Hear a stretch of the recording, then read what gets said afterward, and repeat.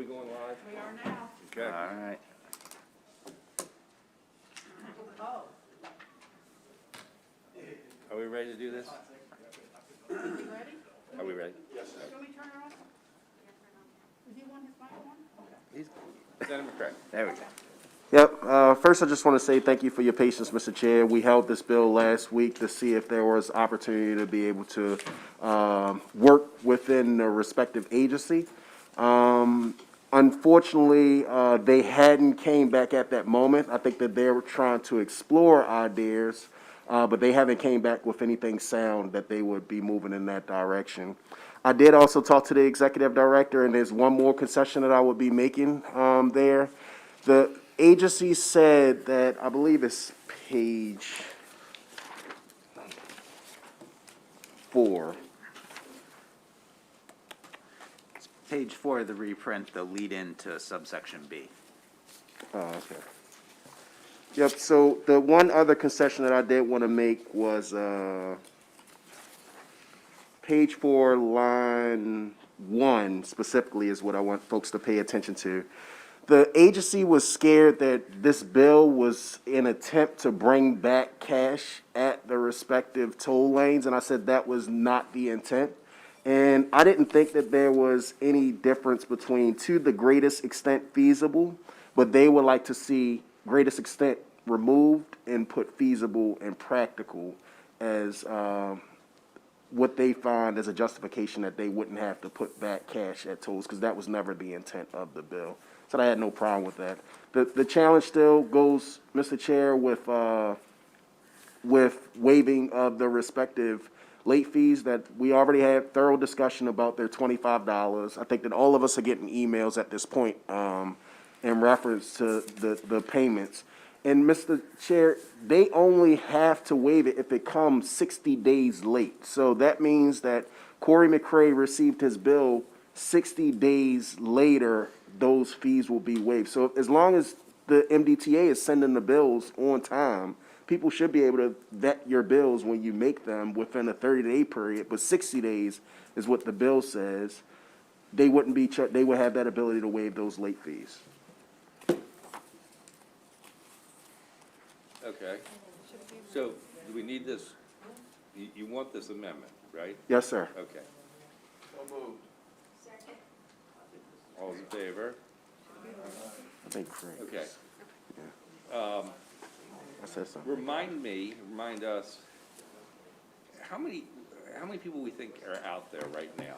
So that was a phenomenal question that was asked by Senator Zucker, and I did send Director Pines that email, and with 3 specific questions about it, Mr. Chair, and I'm going to pull it up, but all I had to say was that he wasn't able to respond.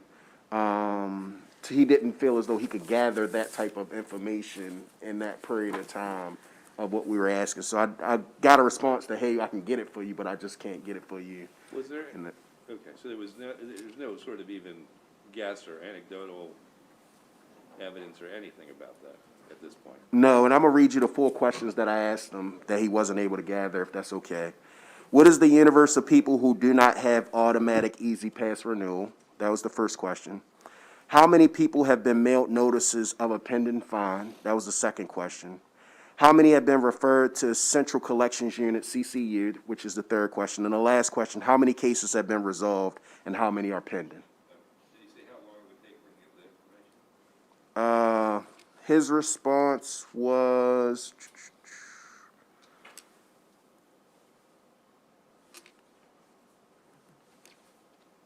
thank you for your email. I'll continue to work with MDTA Board to discuss the financial implications of the legislative bills. The questions that you asked will require considerable research from our Easy Pass database team, and so I do not expect that I'll be able to answer them by tomorrow.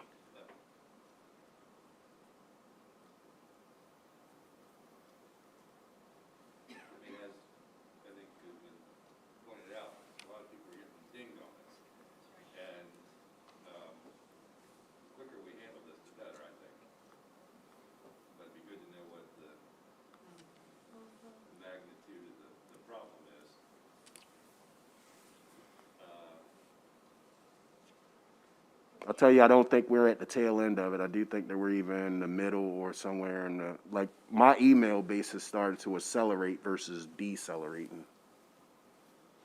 I tell you what,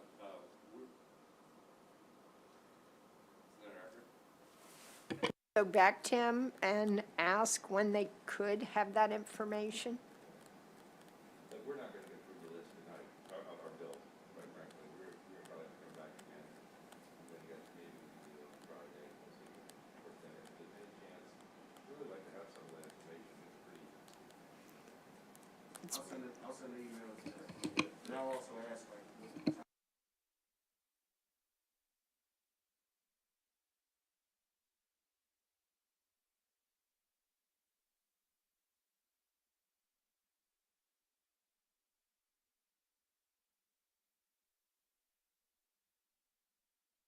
Thank you, Mr. Chairman. I won't belabor the point. First, let me thank Senator McCray for his leadership here. Just have one quick point.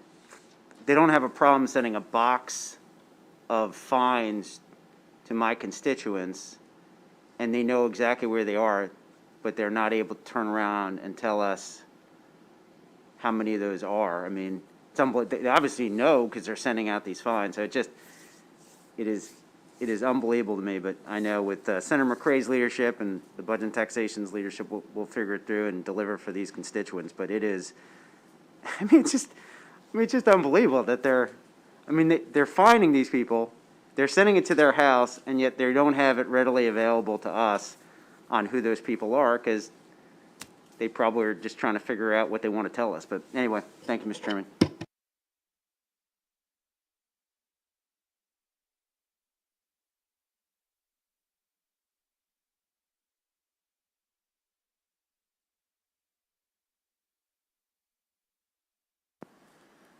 Senate Bill 117, we had this up for discussion last time. This one and 122 are kind of linked in concept. 117 would increase the subtraction modification under existing law for police auxiliaries and reserve. As introduced, it was increasing it, currently is 5,000, it was increasing it to 7,000 to be consistent with the existing subtraction for volunteer fire. The sponsor submitted an amendment to make that an increase to 7,000 for tax year 25, and then starting in tax year 23, go to 10,000, which would make it consistent with Senate Bill 122 as introduced, which increases the volunteer fire subtraction to 10,000 starting in tax year 23.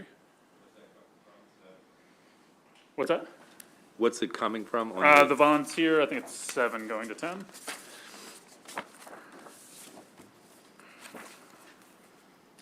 Yeah, volunteer is currently 7, and it goes to 10 starting in tax year 23. That's Senate Bill 122. Okay. I know we've had so let me say this. We've got a bunch of these bills that are related to helping our first responders. And it's my intention to package them together, not in one bill, but just in terms of going to the floor with them at one time.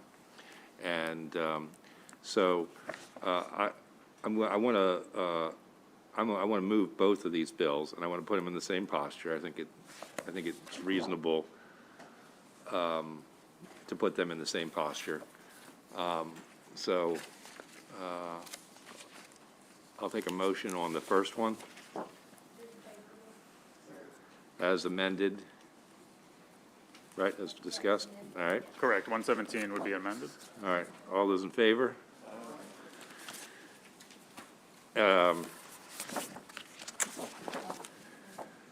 Opposed? Well, I didn't raise my hand, so.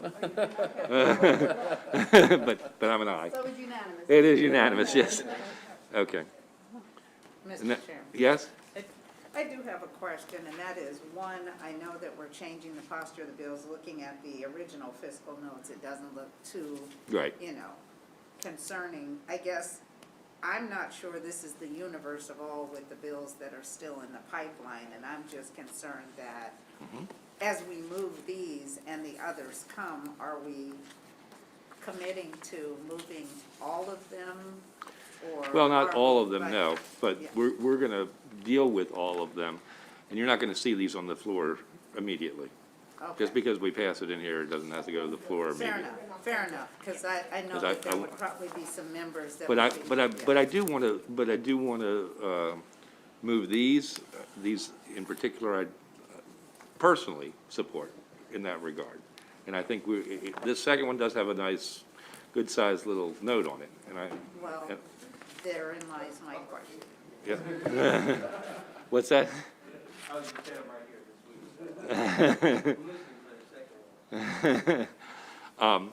But I think we're gonna wanna be encouraging to our first responders. I think we can put together a package. And I have looked at all of them. And I think we're gonna be selective. There's a lot of them. There's a lot. Yep. Yeah, we're not gonna do them all. Sure. Is there a motion on 122? All those in favor? Aye.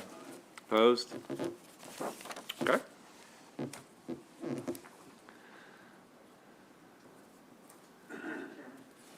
Yes.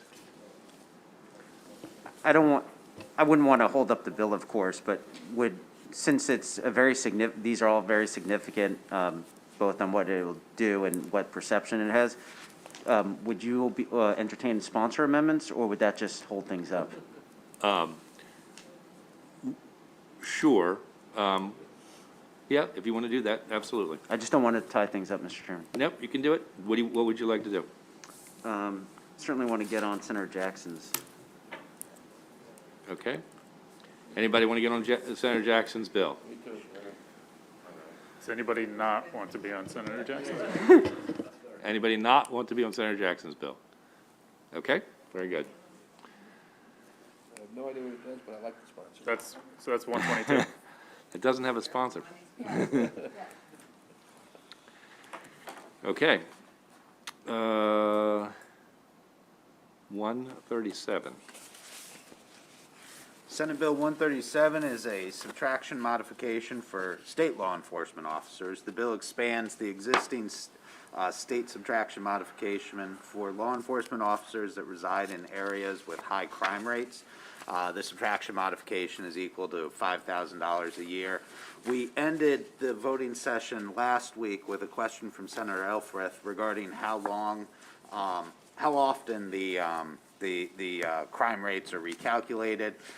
It is every 3 years. The Police Training and Standards Commission recalculates the crime rates and certifies to the comptrollers the areas that qualify. And so this would be just adding state law enforcement officers to the pool of people who are potentially eligible for this subtraction modification.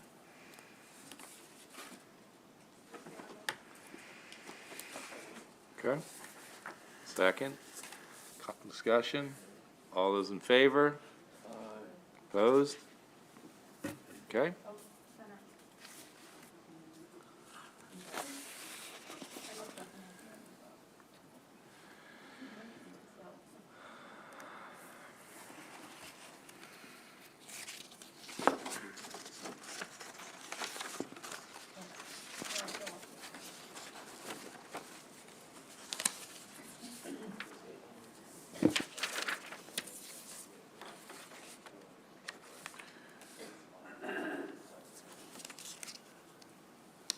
Okay, 174.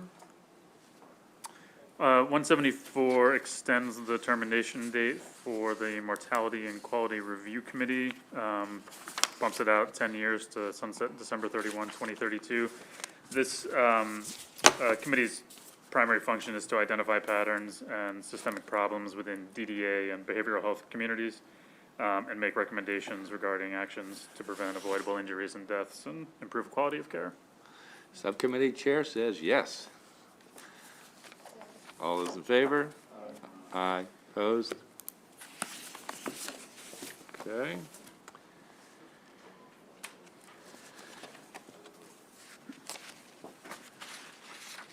Uh, 192. 192 is a departmental, it would extend the termination date for the state's Minority Business Enterprise Program by 2 years to July 1, 2024, and extend the deadline for the disparity study to be submitted to September 30, 2023. The current expiration date's July 1, 2022, but they've been having some delays in getting the study performed, so this bumps out the sunset and the due date for the report, so the program is maintained. So they think that it's gonna take them 2 more years to get that study done? Is that what you're saying? That was what they submitted. It currently would expire after July 1, 2022. No, I understand when it expires, but how long is the study gonna take? The MDOT's testimony was that it'd be completed and delivered by September 2023. Okay, so 1 year, So you'll have it for the 24 session prior to I the see. July 1, 24 expiration. Any discussion on this?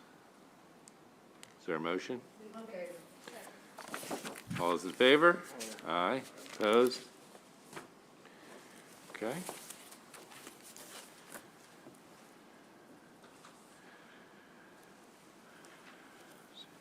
Payment processes.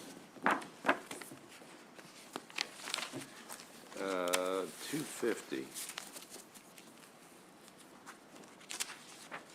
Senate Bill 250, this is a procurement bill. The bill would shorten the time frame for state agencies to make payments under contracts from 30 days to 15 days after the payment becomes due or after they receive an invoice. And then it makes conforming changes regarding the accrual of interest. The fiscal note notes that to comply with the bill's shortened timeframes, agencies would need to hire additional staff, though that amount is currently indeterminate. And a number of agencies submitted testimony about having concerns about meeting the timelines in the bill. The sponsor did submit an amendment that strikes the provisions applying this to local jurisdictions.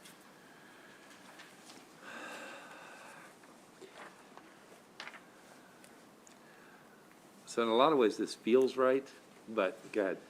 I just had a question, and I know this bill is one of the priorities of the caucus, the Black Caucus, but one of my questions is what happens when they don't meet their timeframes? Is there anything about, in the bill that speaks to that? Interest begins to accrue, and so the fiscal note, it's kind of hard to nail down. So the fiscal note's assuming they have staff at, and the illustrated example in the fiscal note was about 7.3 million for the first year with an October 1 effective date. But then there is a possibility that they also start accruing interest because they're, with the shortened timeline of not meeting that. There was some testimony about, I forget who submitted it, but about looking at maybe using some technological upgrades to speed the process along instead of shortening the timeframe. Yeah, having talked to some businesses, it seemed like there were some issues even meeting the current timelines. And I guess, so that was my first question. You know, it seems like, it's sort of like our goals. We set goals and then we don't meet them, and when we're not clear what happens to anyone when we don't meet them. So I just wanted to put those things out there, if there's an interest provision in the bill or something.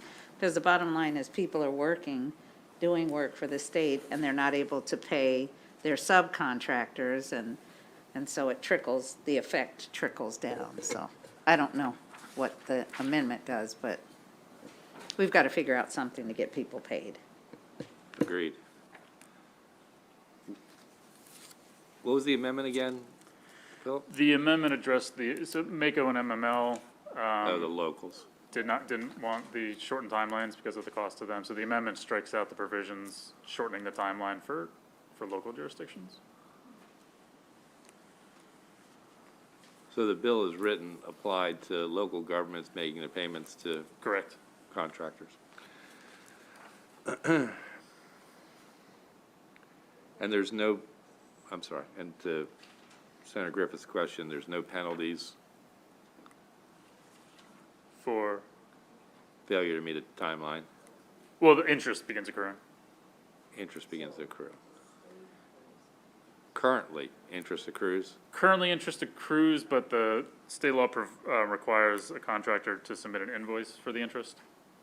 And the bill is repealing that provision. So interest would just automatically accrue under the bill. Oh, okay, well, that's, what's that? It's something, as I just said? Yeah. That's Senator Solling. So we really don't know how many they would have to hire. They're still looking into that. And more Yeah, than anything, it's a local increase more than anything else. The No, amendment takes under that the up. amendment, there would be. It changed that now It- from state. Yeah, it does not require anything for the locals under the amendment. But under the, even with the amendment for state purposes, You would have- state agencies are saying they need to hire additional staff to meet the processing timeline. But they really don't have a number of how many, right? No, I mean, they didn't do a full survey of all the agencies, and I think, some indicated they needed as many as 11, additional positions, depending on the volume that they're doing. And so that would be, more than that would be a mandate on that still? Not necessarily, it would more or less be a choice of how much staff you need to meet the deadlines, and then if you're not meeting the deadlines, you're gonna start accruing interest on the payments. DGS also noted that they might need to, amend existing contracts that have provisions referencing these timelines. So it would change that because the original physical note says it would be a mandate, so that's why I asked that. Oh, with respect to locals? Yes. Yeah, I mean, with respect to locals, the fiscal note regarding locals So under the for that, amendment should go away. Okay, Senator Corrigan? thank you. Yeah, thank you, Mr. Chair. And I think part of what you load off with, I mean, it feels right. Like, I understand and appreciate the concept, and we need to do something. I just don't know, as we explained, how it's actually gonna happen. I mean, you move it up to 15 days, there's an undetermined amount of people that may or may not have to be hired. You get past the time, there may be interest, but what's that really, that's not solving the problem, because the interest right now is being incurred, and they're still not getting paid. So if they're not getting the payment, well, it's great, there's interest, but we're not getting the bulk of it. So I don't know the solution. I agree with it, I just don't know how you would go about doing it, that aggressively, up to 15 days. But I'm open to the concept, because I think absolutely we want to get these people paid as quickly as possible. Just would like to hear more of how that's actually going to be accomplished, because it doesn't really seem to articulate that, so. I think one of the issues is a lot of this is done by paper. Right. Can we, looking at the fiscal notes, they obviously came up with this several $1 million as, they must have talked to, I don't know who, TGS, I guess primarily, Yeah, it's, to figure out, DGS, Public Safety. Public Safety, right. University of Maryland and State Police. right. I mean,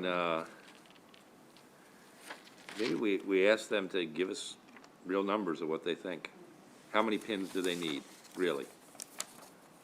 And at what price point? Senator Young?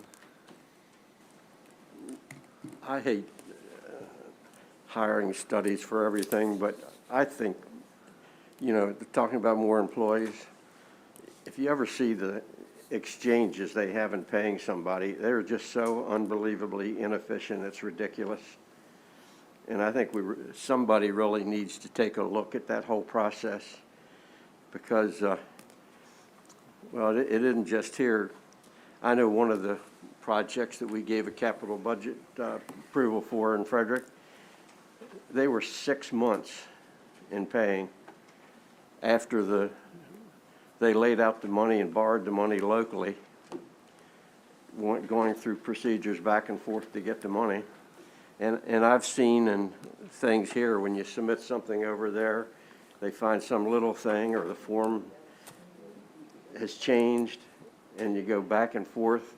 Right, We just really need somebody to examine how we do this, right. because I think it's, we can change all these things, but if we don't correct the inefficiencies in how they operate, we're not going to gain anything. So I almost think more than anything, we ought to hire somebody to come in and look at how we operate and try to streamline how we do it. Because otherwise, with this, we're not gonna be able to count, we're just gonna be paying interest as it sits there. And who knows what the interest is gonna cost. Right. And I'm not sure hiring more employees, if the way they operate isn't changed, that it's gonna change anything. Okay, Senator Eckert? I was going to say the same thing. I'd really like to know what the problems are in the agencies, because we've got a number of agencies where people aren't getting paid, and even some of the initiatives we did last year, people are still waiting. They were told one thing and still nothing's happening. So I don't know how you shake it all loose, but I think we do need to do something. I agree with Senator Young. Senator Alfred? I agree. This sounds like it's a challenge across state government. It's not just one agency. I think that's part of the problem here. But we're experiencing something similar with MHAC on another bill. The practices are so antiquated. Why are we using paper in 2022 and the U.S. mail in 2022 for a lot of these practices? And is there something in here we can ask on reporting on what they need to effectively digitize this system? Just a thought. Thank you, Mr. Chair. Senator McCray? First, I think it's been some valid points, so I don't want to belabor the points that have been made, but I do think that maybe some of the things that's being added can be on top of, because his bill has valid points inside of it that could be addressed. Yeah.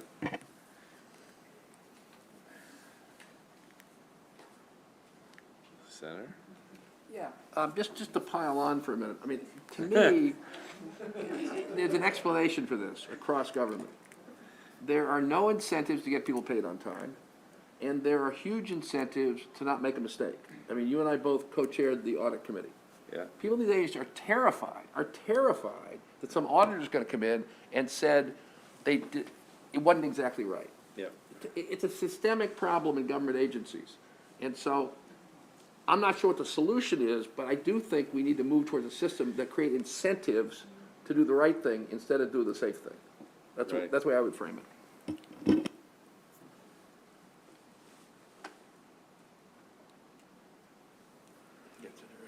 Sorry, Senator Edwards.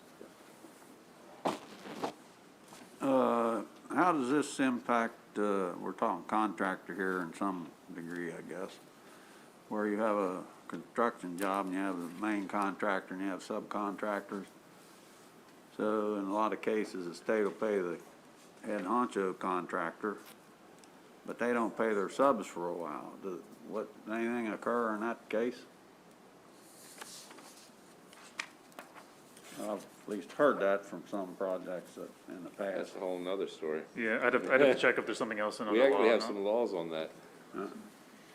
I've just asked the question, since they get penalized or who gets penalized. The prime can.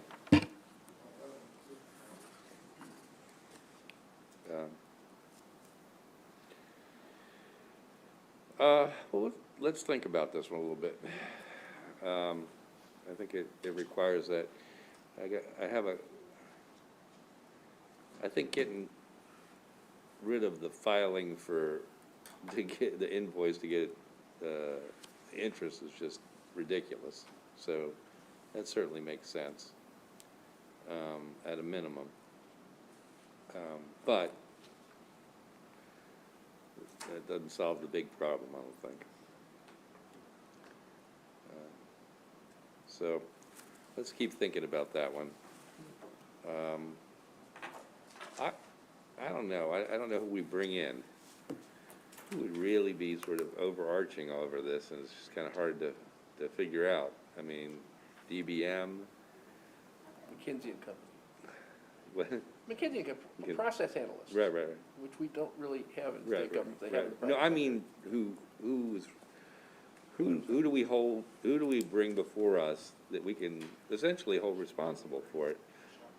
And it's not the individual agencies, right? It's got to be the administration as a whole. Right, it's the administration as a whole. I agree, I agree. And is it DBM, is it? Go ahead, Senator Acker. Us through executive noms, authorize new procurement people. And I talked to one of those gentlemen, and he's had extensive procurement experience. And I said something to him. I said, I don't know that much about procurement, and I sure would be interested in knowing what it's all about. And we did have some orientation, but I'd like to know what thoughts are about what the delay is. Right. Senator Zucker? Great. I think, you know, whoever we're bringing to the table toward the latter part of the conversation, we should bring in the comptroller's office, because the comptroller's office is probably waiting on the information from these agencies to figure out when, and they're turning around checks like that, but I think we ought to figure out from the comptroller's office what they need in real time from these agencies, when they need it, at what time, and how they can get it expedited, because the comptroller turned around like 30,000, 40,000 checks in like a day when we were paying unemployment, but they had to wait, they had to like just hammer these agencies to get them the information, Department of Labor to get the information. So I think whatever we're doing at the end of it, we ought to bring in the comptroller's office so they can tell us exactly what they need. Good. Good. Would like to run for governor and fix it. Yeah. Just an idea. Yes. Thank you, Mr. Chairman. I was going to agree with Senator Eckert and Senator Zucker. I think that we have the people that understand the process. Mr. Zimmerman, who's the new Chief Procurement Officer, Right. we don't need to do a process study. These folks know the process that Right. happens from the point that an RFP gets put out in the street till the check gets in the hands after completed work. So Mr. Zimmerman came from Department of Transportation. He knows the state's process. It may be a Department of General Services and ultimately a comptroller's office. So we walk through the whole process. But we have the people in state government that know this process. Something's breaking down along the way, and these folks ought to help us be able to identify where the breakdown is. Because right now, like I said, people are doing work and not getting paid. And to Senator Edwards' point, the subcontractors getting paid is a whole nother level of conversation. And but we've got to start somewhere, and I don't want to kick the can too far down the road. I think we're early enough in session that we ought to be able to have some folks Yep. get before us with some solutions. Amen. Good plan. We'll get Zimmerman at a minimum. Let's think about that tomorrow. Try to think up what we should pull together. Okay, good. All right, as I see it, there's really only two bills that are gonna go to the floor right now. And I think, Senator Griffith, how would you like to do both of them?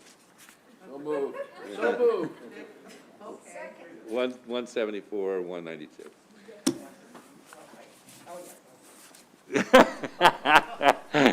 I thought you'd be okay with that. All right, the last two on here we're holding because Erica's not here. And those are her bills. Okay, we're second on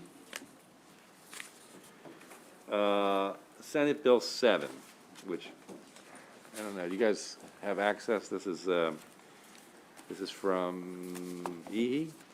This is Senator Alfred's bill. Oh, roll. This is Sorry. the invasive and native plants classification, listing, use, and sales and use tax exemption. I think that budget and tax is primarily here because of the sales and use tax exemption. The bill does various things with regard to requiring the Department of Agriculture to use a certain list to classify Tier 1 and Tier 2 invasive plants, requires DNR to provide some notifications regarding those designations, requires nurseries and wholesalers and retailers to advertise the provisions of the bill. And finally, the bill creates a sales and use tax exemption for purchasing native plants as opposed to non-native plants. And so those purchases would no longer be subject to the sales and use tax. And the fiscal note is? 300, The estimate, it was potentially significant. They used one set of assumptions to come up with $2.5 to $3 million each year. That's a lot of plants. The I total like- number. yeah. I mean, it's certainly a worthy cause. I think I'm gonna hold it until, do a little research on that one. Okay? Senator? What? Water invasive species that are invading our state lakes, is that included in this? No, this is getting a tax break for buying plants that are native as opposed to non-native. Well. It's not doing anything to- Invasive species are non-native and they're invading our state, mainly I'm talking about water stuff Yeah, there, yeah. and they buy stuff to kill it. Right. So we wanna give a break to the stuff they buy to kill the invasive species in the water. I'm guessing Senator Ellsworth might not like that idea on her bill. Just guessing.